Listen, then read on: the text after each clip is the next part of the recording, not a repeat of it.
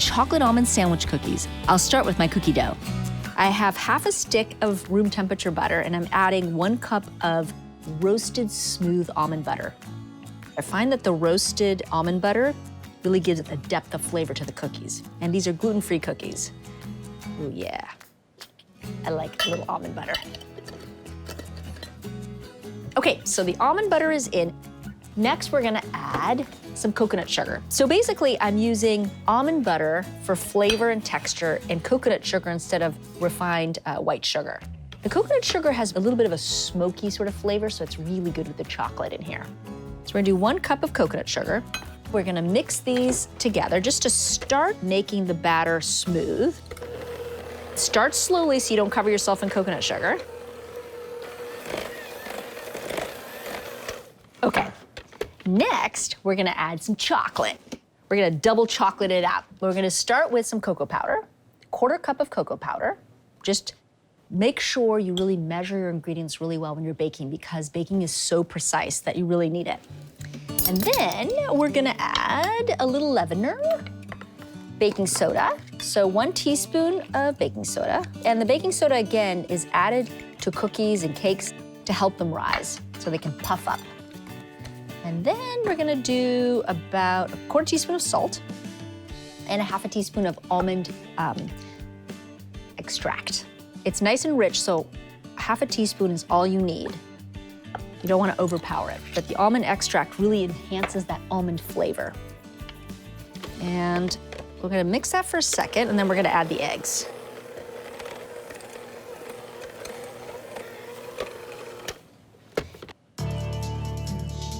There we go.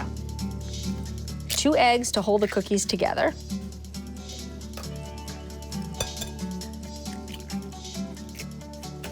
And let's mix this baby again.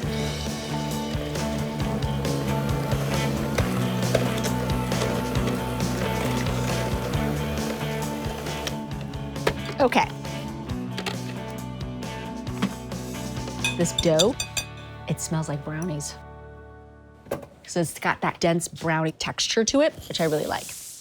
We're gonna add 2 cups of instant oats, give it a little texture and body, and 3/4 of a cup of mini chocolate chips because there's just never enough chocolate in these cookies. So I really reinforce that chocolate flavor with the chocolate chips. And we're just gonna kind of fold these guys in. And you can see how delicious this is. I love sandwich cookies. I grew up eating them. I would dip them in lemonade when I got home from school. Yes, that's how addicted I was to sugar. So I have a fond memory of sandwich cookies, and these have great flavor and texture. You can see it's a thick cookie dough. And what we're gonna do now is we're just gonna cover this with some plastic wrap. We're gonna let the cookie dough set in the fridge and sort of chill a little bit. There we are. The thing about gluten-free cookies is it just makes for a better cookie, a better texture of the cookie if you can let it rest for about an hour in the fridge before baking it. So let's pop these in the fridge.